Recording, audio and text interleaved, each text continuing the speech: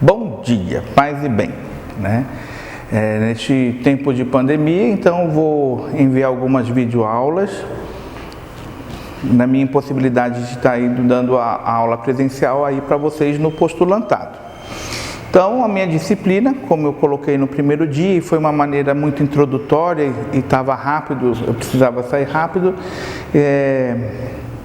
os elementos introdutórios da liturgia. Primeira questão que nós temos que refletir sobre a liturgia é que eu não tenho que ter, neste momento, a preocupação do como fazer. Não, né? Nós temos que entender que a liturgia, ela é uma disciplina da teologia.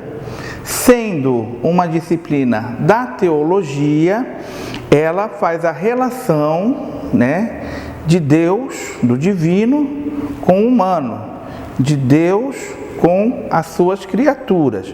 Então a liturgia ela vai ser essa forma de comunicação entre o divino, que se revela e se revela na liturgia, com o humano, que então estabelece essa comunicação com a liturgia. Nos conceitos introdutórios, nós vamos verificar primeiro como que essa palavra surgiu. Então, o primeiro sentido dessa palavra, lá do grego, antes mesmo de ser usado na liturgia católica da nossa igreja, ela vem de laos, quer dizer povo, e ergon, que é agir. Então, a primeira vez que essa palavra surge, ela surge como um serviço, às vezes até ligado à função dos escravos, dos serviçais. Então, aqueles que preparavam a mesa, aqueles que preparavam os ambientes, aqueles que cuidavam da casa dos seus senhores, no fundo, estavam fazendo uma liturgia. Então, o termo liturgia, ele surge relacionado a um serviço. Então, essa essência da liturgia, ela permanece, ela ainda assim é um serviço.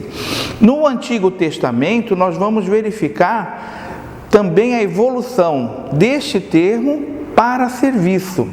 Tem um texto que é muito clássico, está em Lucas, capítulo 1, que é de Zacarias. Zacarias, ele era o pai de João Batista, ele era da tribo de Davi, descendente da tribo de Levi, e ele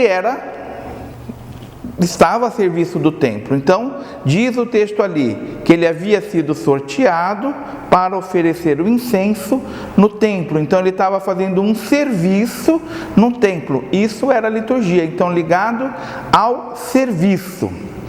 Com a evolução do termo, a liturgia ela passa a ter o sentido de atualização do mistério pascal.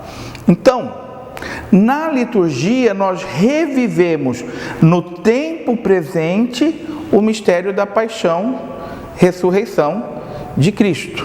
Então, a liturgia ela evolui de serviço para essa atualização. Então é preciso você ter bem presente nisso, que quando você participa de uma liturgia, seja a missa, seja dos sacramentos, seja de uma oração da igreja, você está se fazendo presente dentro do mistério de Deus. Então a tua postura, o teu modo de estar ali tem que ser diferente. Você não pode, como se usava antigamente o termo, de maneira equivocada, assistir à missa.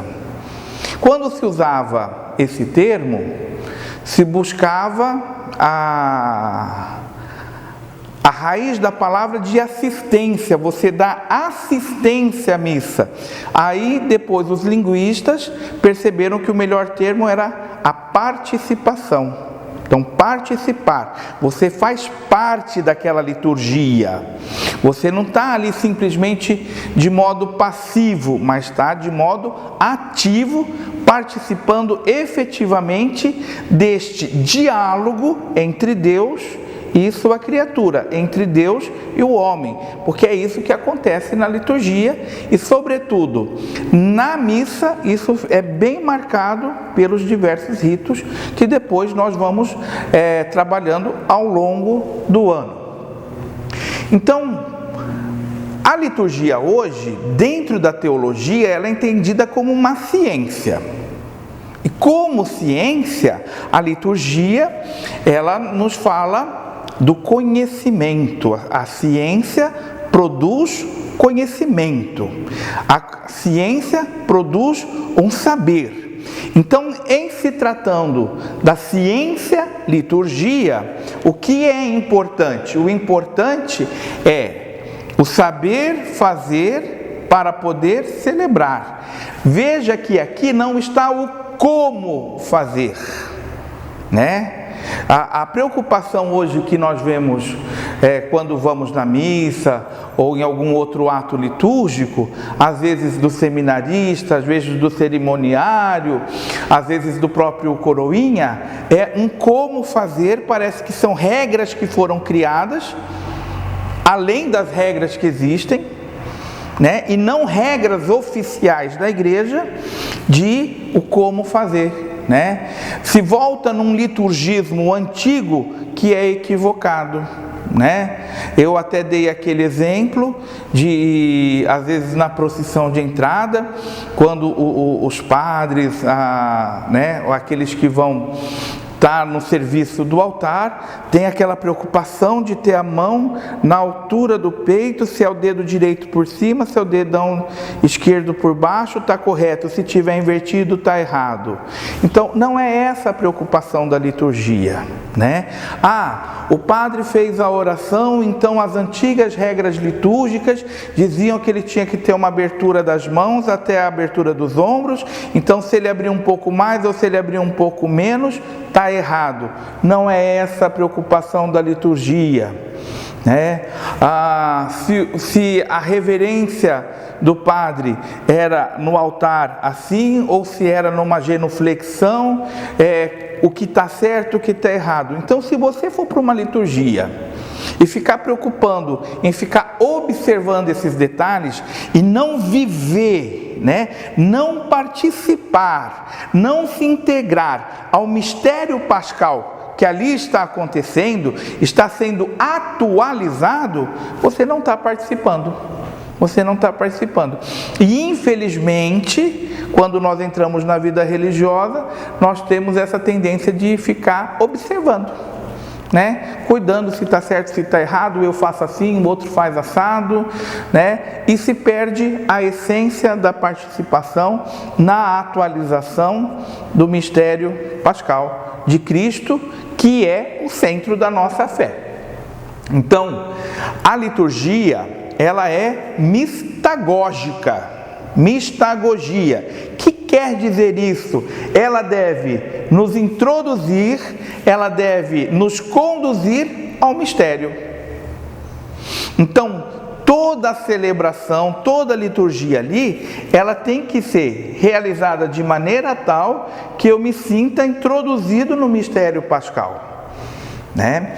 Então, quando você está numa celebração, como foram preparadas as leituras, como foi preparado o ato penitencial, como foram preparados os cantos, como está sendo realizada a ação pelo sacerdote lá, como está sendo a participação do povo nas respostas, nos momentos de genuflexão, nos momentos de adoração, nos momentos de silêncio, nos momentos de adoração. Isso tudo, todo este conjunto deve fazer com que eu me sinta introduzido, conduzido ao mistério pascal. Então, é como se eu entrasse na igreja e da porta para fora é um mundo, da porta para dentro é outro. Antigamente, você pode perceber isso nas igrejas um pouco mais antigas. Parece que quando você entrava e você tinha uma antessala, ali fechada, né, que geralmente nos casamentos se gosta de deixar fechado para a hora que a noiva abrir ali, né? Você, a hora que entrou na igreja de fato, na nave central, parece que você está em outra realidade. Você está em outra dimensão. E a arquitetura, ela também está a serviço da liturgia.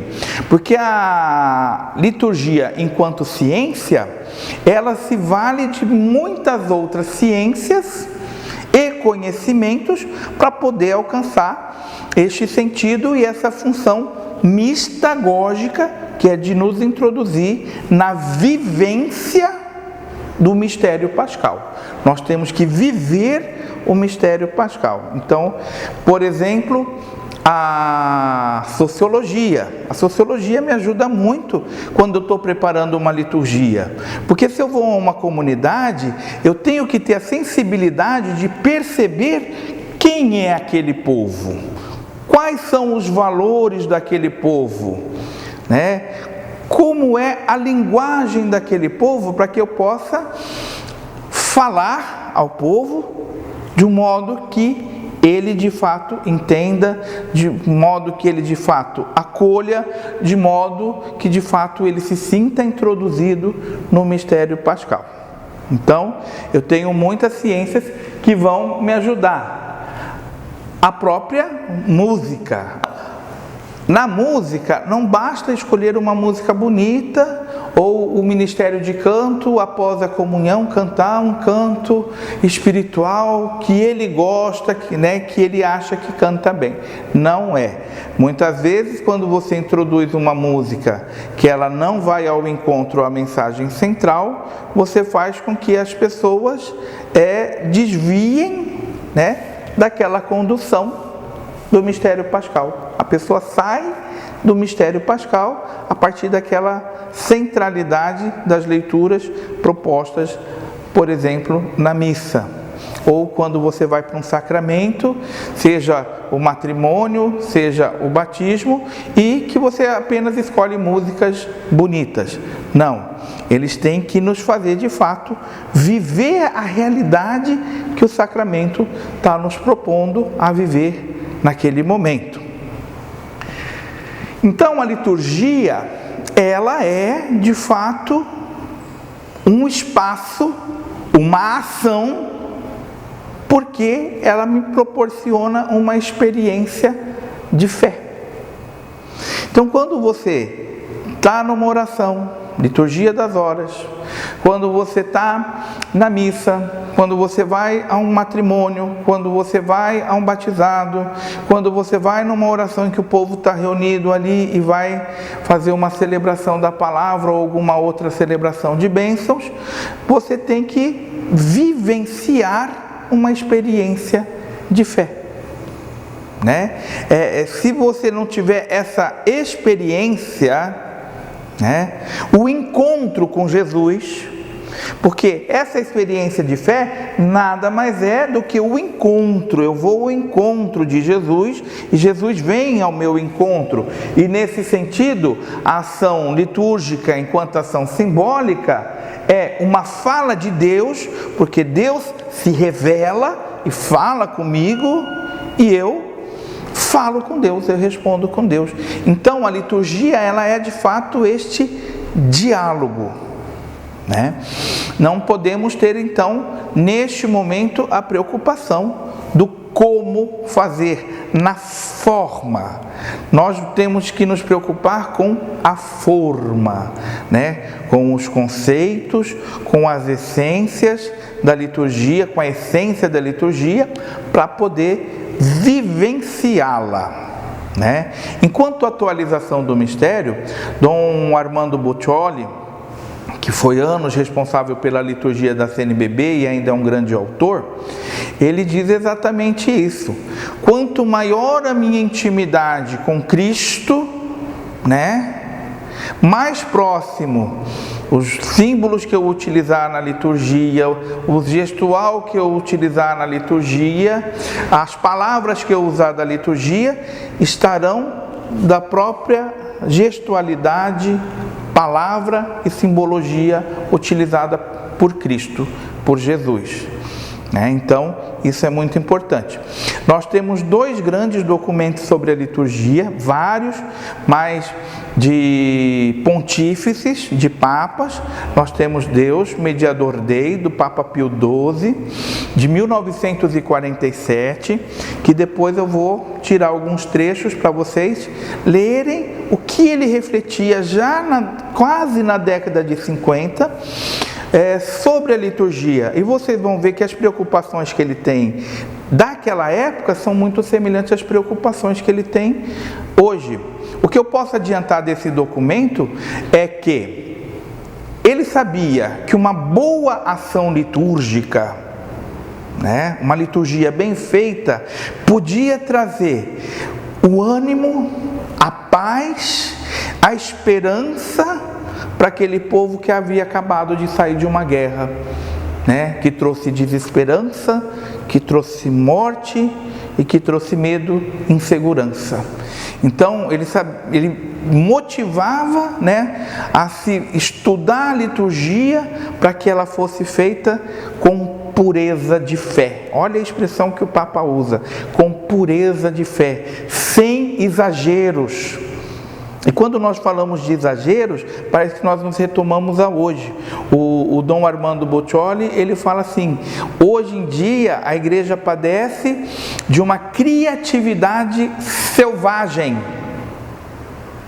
Ou seja, as pessoas querem fazer o diferente, querem fazer uma liturgia que chame a atenção, mas ela é selvagem, porque ela não conduz ao mistério de Cristo, ela afasta a pessoa do mistério de Cristo, ela tem uma experiência que não é o encontro com Cristo naquela celebração. Você pode achar bonito, você pode achar diferente, mas não houve a experiência de fé quando nós que preparamos a liturgia nos valemos dessa criatividade selvagem.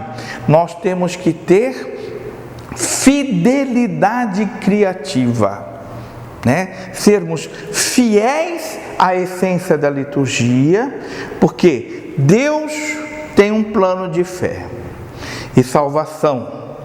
Ele manda seu Filho para executar esse plano de salvação. A igreja, corpo místico de Cristo, dá continuidade ao plano da salvação e a comunica por meio da liturgia.